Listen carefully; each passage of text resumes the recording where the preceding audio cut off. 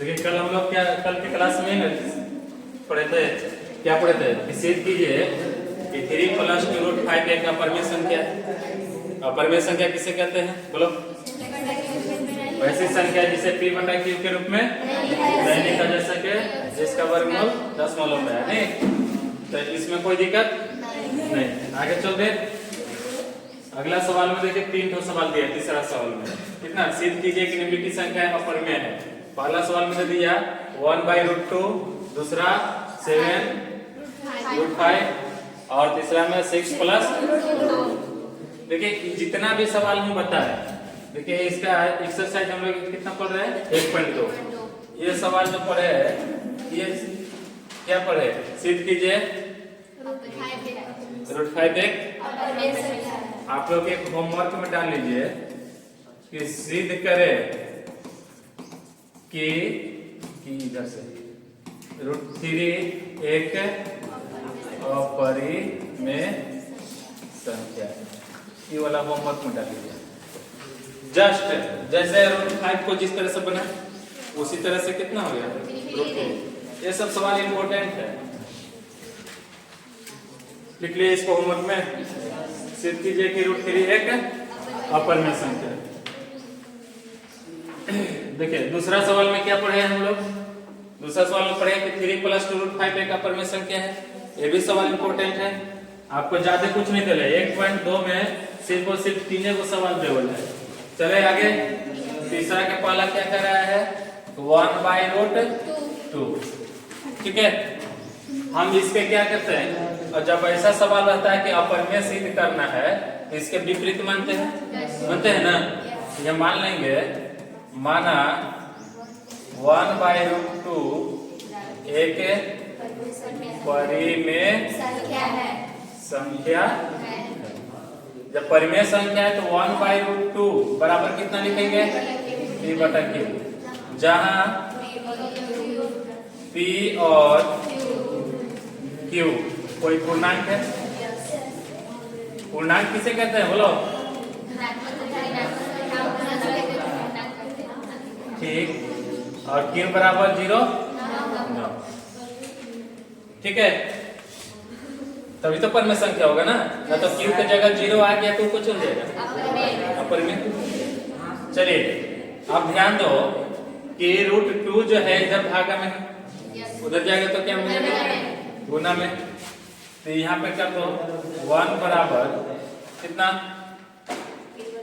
इधर भागा में उधर जाके गुना में, तिरछा तिरछे गुना कर दो ना, इससे इसमें गुना कर दो कितना हो जाएगा q और √2p। कोई दिक्कत नहीं ना। दोनों तरफ वर्क कर देते हैं, दोनों तरफ वर्ग करने पर तो कितना हो जाएगा q² √2p के होल स्क्वायर, q² का q² कितना हो जाएगा 2p²। अब ध्यान दो 2 इधर कोची में है गुना में, इधर आएगा तो क्या हो जाएगा भागा में। जब भागा में हो जाएगा तो हम कह सकते हैं कि 2 जो है q² को विभाजित करता है। ये नहीं कहेंगे? क्या कहेंगे? अतः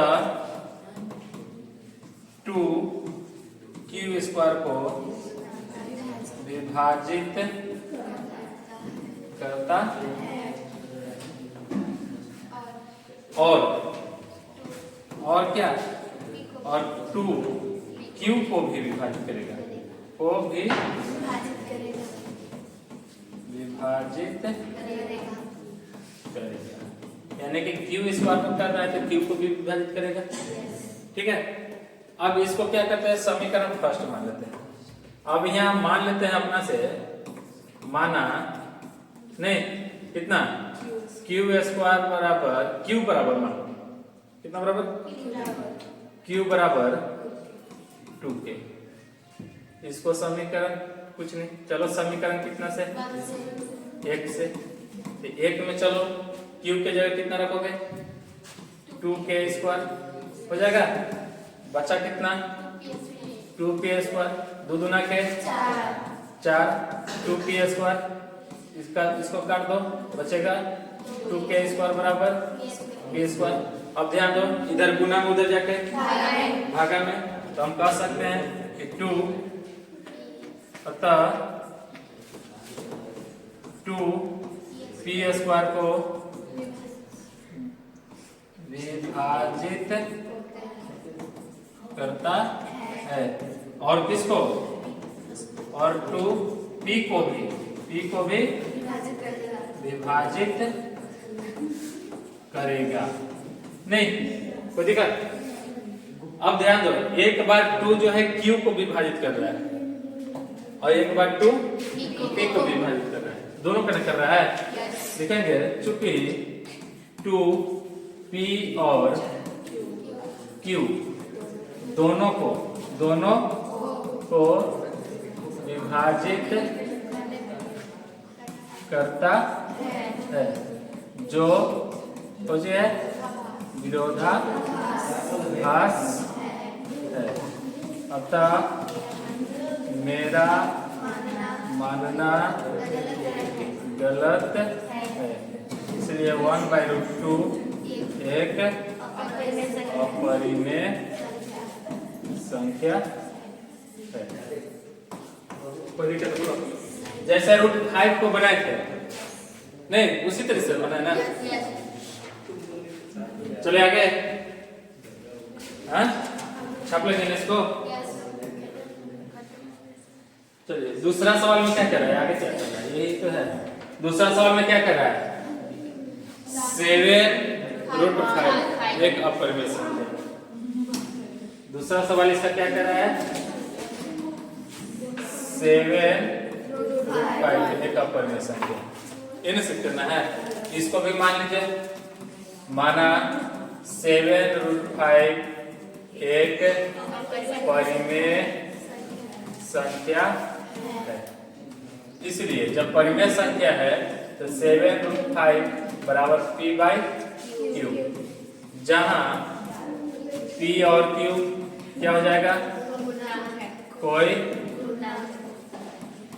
पूर्णांक है और q बराबर 0 नहीं है। कोई दिक्कत। अब ध्यान दो, 7 इधर क्या चीज में है, गुना में, इधर आएगा तो √5 बराबर कितना हो जाएगा, p/7q नहीं हो जाएगा। इधर गुना में है, इधर आके क्या में हो गया, भागा में। क्या करे बच्चा, इधर गुना में, इधर आके भागा में। अब चूंकि हम जान रहे हैं कि p और q कोई कोची है, पूर्णांक है, इसलिए p/7q एक कोची हो जाएगा, परिमेय संख्या होगा।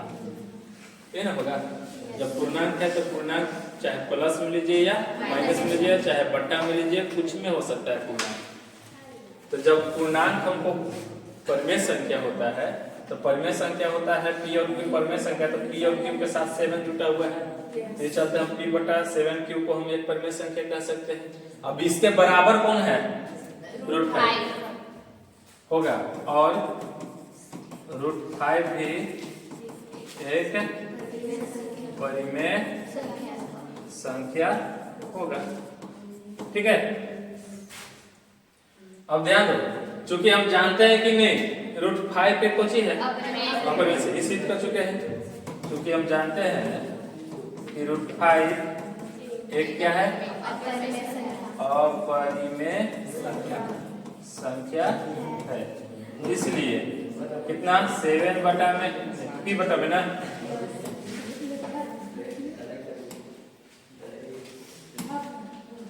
p बटा में 7q एक अपरिमेय संख्या होगा, जो विरोधाभास है। अतः मेरा मानना गलत है, इसलिए 7√5 एक क्या है,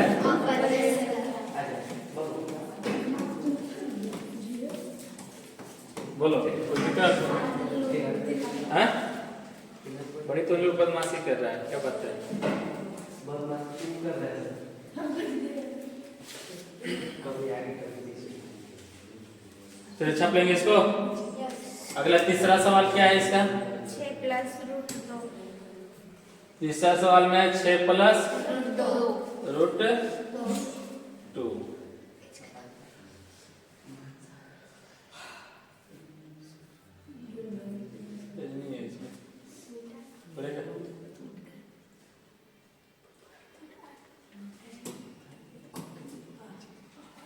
तीसरा सवाल क्या था इसका?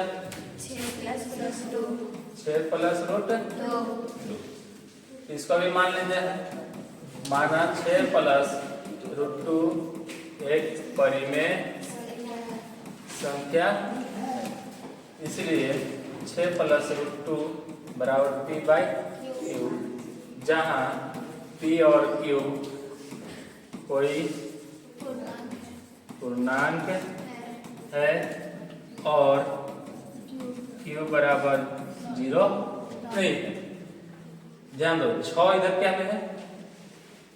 प्लस उधर जाएगा तो रूट 2 बराबर 6 करें कितना? p बटा में q माइनस 6। कोई दिक्कत? जब प्लस बता दो लिखेगा तो माइनस लिखेंगे हम यहाँ, चूंकि p और q कोई पूर्णांक है, इसलिए p बटा में q माइनस 6, p बटा में q माइनस 6 एक परिमेय संख्या और रूट 2 भी एक परिमेय संख्या होगा।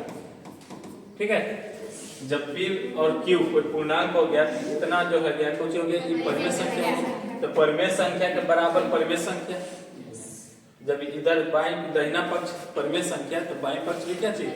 परिमेय संख्या। क्यों? क्योंकि दोनों आपस में क्या है? बराबर है। तो चलते आपस में दोनों ये सब आपस में कुछ हो गया, परिमेय संख्या हो गया।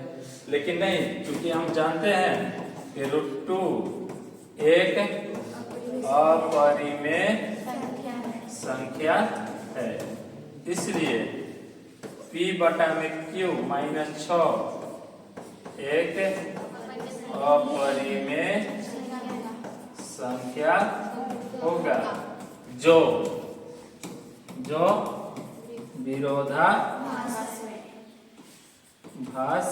है। अतः मेरा मानना गलत है, इसलिए कितना? 6 प्लस रूट 2 एक अपरिमेय संख्या है। खत्म।